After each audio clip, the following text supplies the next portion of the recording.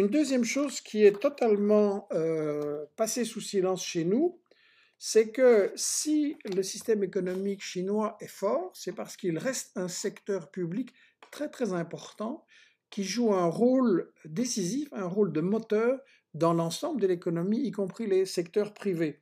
Je lis ça parce que ça vaut vraiment la peine de réfléchir.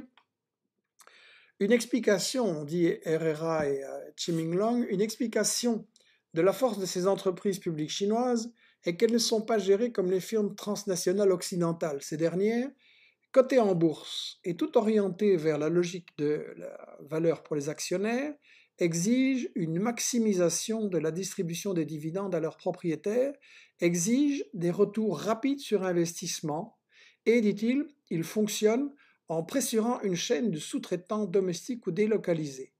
Si, on a des exemples tout plein des multinationales, de l'automobile, du textile, de toutes sortes, Ikea, qui imposent des salaires de misère à leurs sous-traitants. C'est comme ça qu'ils arrivent à gagner la bataille de la concurrence.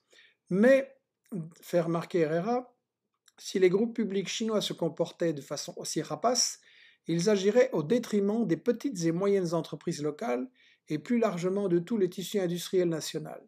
Et ça ne pourrait plus entraîner une croissance économique aussi dynamique. La plupart de ces grandes entreprises chinoises sont rentables parce que la boussole qui les guide n'est pas l'enrichissement d'actionnaires privés, mais les priorités données à l'investissement productif. Donc ils investissent beaucoup plus dans le renouvellement de leur appareil productif que comparé aux États-Unis et à l'Europe, et, dit-il, aux services rendus à leurs clients. Peu importe que leurs profits s'avèrent moins élevés que ceux de leurs concurrentes occidentales, si elles servent en partie au moins à stimuler le reste de l'économie domestique et à déplacer une vision de rentabilité immédiate dès lors que leur commandent des intérêts stratégiques supérieurs. Et donc, ils versent peu de dividendes à l'État actionnaire, approximativement 10%. Et donc, selon Herrera, et je pense qu'il a raison, c'est ce secteur public qui reste important, reste un facteur clé du développement de l'économie chinoise.